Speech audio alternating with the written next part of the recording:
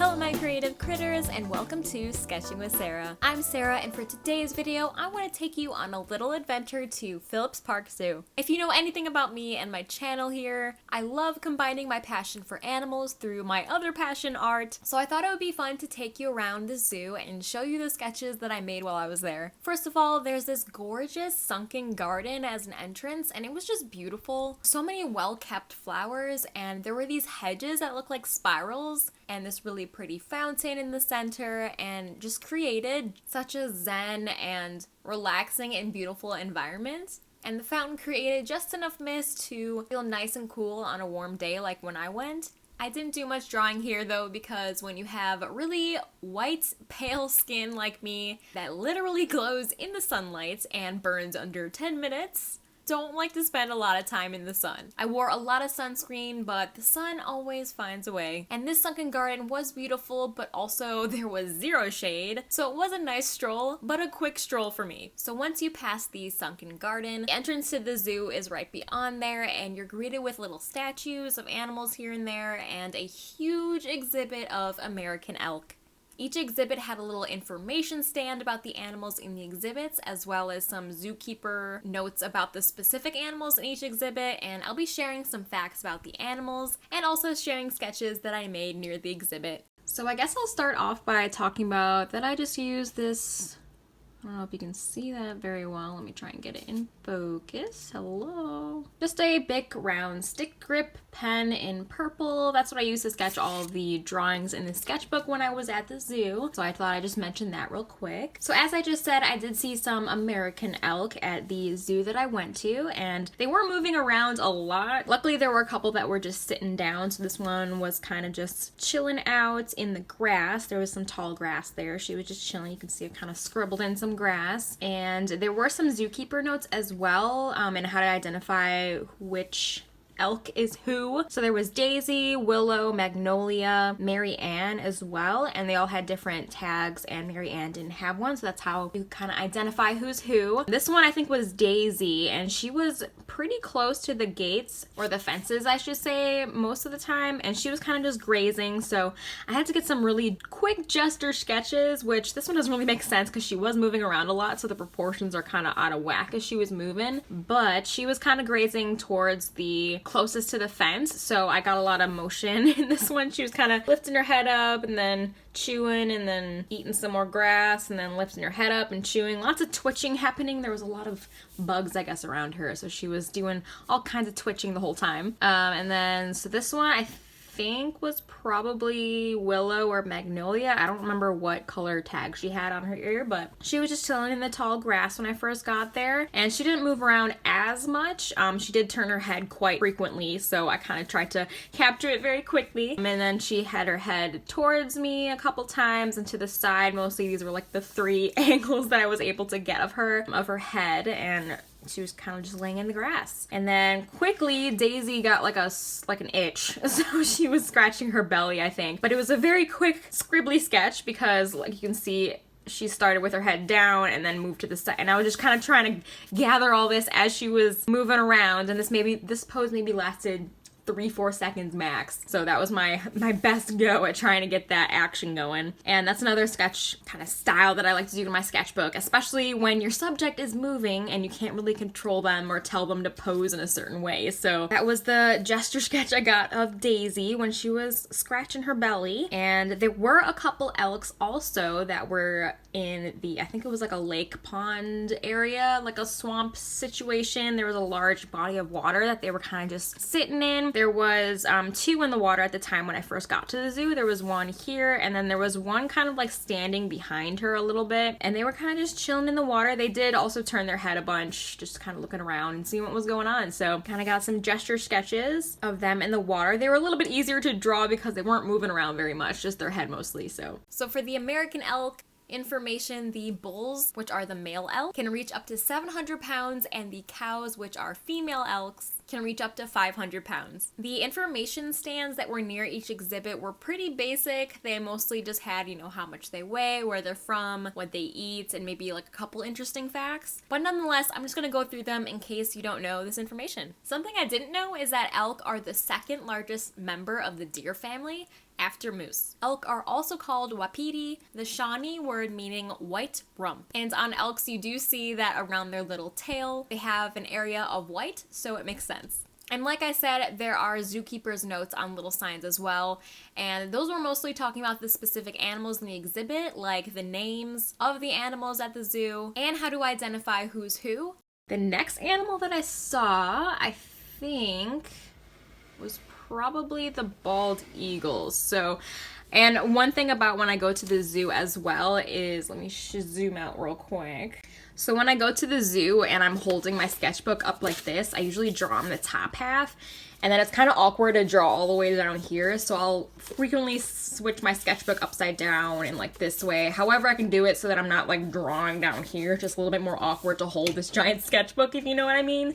So the next animal that we were greeted with when I went there was the bald eagle. Let me zoom in. So there were 2 bald eagles that were in the exhibit, I believe, and a couple of zookeeper's notes as well was that there were 2 bald eagles, and I think, let me check what their names were. I didn't really write it down in my sketchbook, unfortunately, so let me check. So like I mentioned, there were a lot of zookeeper notes on the little stands next to the exhibits as well, and one of them said that was actually talking about the turkey vulture that was in the same exhibit with the bald eagles, and it said that Jumanji, the turkey vulture, which is the name of the turkey vulture, I think I sketched him somewhere here too. Yeah, you can see that's probably Jumanji. I'm pretty sure that was the only turkey vulture that I could find in the exhibit anyway, but I guess Jumanji sustained a wing injury, so she's not able to fly anymore, and she has lived with the eagles in the past, and they kind of get along with Freedom and Pepper Ann, which I guess Freedom and Pepper Ann were the bald eagles' names, I'm assuming.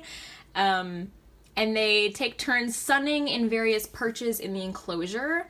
And as far as these 2 bald eagles, there was also another zookeeper note too. And that zookeeper note in particular said that both bald eagles have permanent wing injuries that prevent their release into the wild, and the branches and perches are kept low to the ground so that they can hop onto the ground or climb on branches as they see fit. So I think it's really nice that this zoo takes care of and keeps these animals that are injured and wouldn't be able to be released, which I think is really important. So they're not just keeping them just to have them. These beautiful birds aren't able to go back into the wild, so it's nice that they have a permanent resting spot for them to kind of just live the rest of their life in captivity. So there was a bald eagle here and here. These guys move their heads around quite a bit too. I was also very surprised on how much they can turn their head around, like almost the whole way around, which was interesting. I thought only maybe owls do that.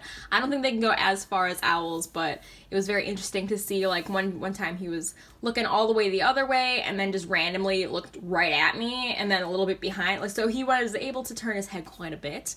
Or she, I guess. I think they're both girls, maybe? I'm not really sure. But yeah, the branches and stuff in the exhibit were pretty low down, so they were able to hop around a little bit, because I guess they can't fly. So that was a little factoid about these specific animals in that exhibit. I think these are the only 2 sketches I have of the bald eagles, pretty sure. About the bald eagles live alongside marshes, lakes, rivers, and the oceans, wherever there's an abundance of fish, really, all around North America. They weigh on average 10 to 14 pounds and have a wingspan of 6 to 7.5 feet. It's always so crazy to me when I hear about wingspans of these birds of prey, because little Sarah over here is like 5'2" in shoes, and this bird that seems much smaller than me has a wingspan that's much longer than I am. An interesting fact that was also on the sign by the eagles is that eagles cannot sweat. To cool down, they fly down to shaded areas and pant and hold their wings away from their body to get better airflow to cool them down. I actually saw these guys panting a little bit in their exhibit too, but the enclosure was pretty shaded and it wasn't too hot and it had a nice breeze. And I also saw these eagles cleaning their feathers a lot, and I'm sure ruffling ruffling their feathers helps to keep them cool too. Like when you adjust the blankets at night to get that gust of airflow, you know? Bald eagles can fly at altitudes in excess of 10,000 feet and reach speeds of 35 miles per hour.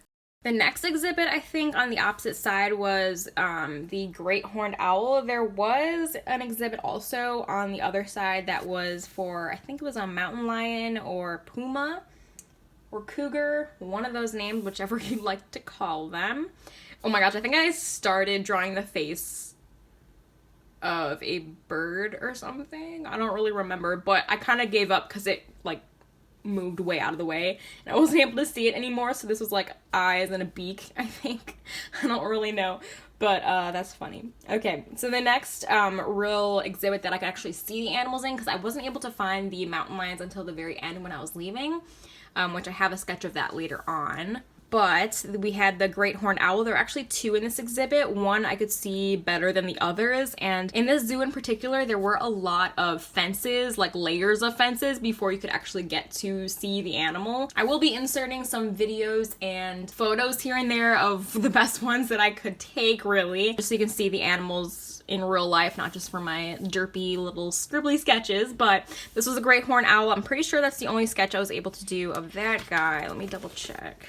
Yeah, I'm pretty sure that was the only one. So he was pretty funny. I do also enjoy how he was kind of just real lazy and just chilling in like this little hut thing. I don't know how to explain it, but it was like a little, it was almost like a cabinet with like a perch in it. It was interesting. But he was just chilling in there. It was kind of dark in there as well, so it was kind of hard to see. But he would just like lower his eyelids and then like flutter his eyelids back and forth and like move his head around. So he was very active as well. I also enjoyed how sometimes he would just randomly squawk, and same with the bald eagles. They would just randomly squawk sometimes. I wasn't able to get that on camera at all, but yeah, they were quite active. They were kind of just chilling, watching the little kids screaming and gawking at them and everything. It was kind of obnoxious, but yeah, so that's the great horned owl. I'll share a couple facts about them too with the fact card that was near their exhibit. So the great horned owls are found throughout North America and in dense forests, deserts, and plains. They have adapted to city living as well and can often be spotted in city parks. And the zoo that I went to specifically hosts several nesting pairs, but I was only able to spot one pair when I was there. Great horned owls weigh from 2 to 4 pounds with a wingspan of 36 to 60 inches and live up to 15 years. Something I thought was interesting is that they're strong enough to take on prey that's 2 to 3 times their own weight. So even though they themselves are only 2 to 4 pounds, their meals can be much larger. They are generally active at dusk, but can be spotted in the late afternoon and early morning in the wild too. We all know that owls hoot, but something I didn't know is that the males' hooting is a lower pitch than females, which I thought was interesting, that there is a difference in pitch between the owl genders, and that's something I didn't know. Okay, so surprise, your girl rambled about animals a lot. I like to keep my videos between 10 to 15 minutes, so I'm gonna chop this trip short here, which is kind of a bummer, but that means you'll get to see even more next week too. We didn't even get to the reptile house yet, and that one was interesting. So here's some extra footage and extra photos that I took while I was at the zoo, and also some photos that I took with my dog while I was doing a river walk. And I did see some turtles on my journey around there on my little adventure with my dog. So because I only got through like 3 animals, I'm gonna say that this might be 2 more parts, but I will try to condense it a bunch, so I guess we'll see. If you enjoyed this type of video where I take you along on my drawing journey at the zoo and share things I learned about the animals along the way, please don't forget to leave a like on this video and subscribe for more art and animal related content. I upload a new video here every Friday, and I would love for you to become a creative critter with me and follow along on my YouTube journey. If you made it this far, please leave me a comment and let me know if you learned anything new about these animals that I talked about today. And I also want to know what your favorite animal is to see at the zoo. The Phillips Park Zoo is a free zoo and it's quite small, but I'm still excited to share my other sketches and continue this tour. Thank you guys so much for watching. Stay creative, and I'll see you in next Friday's video.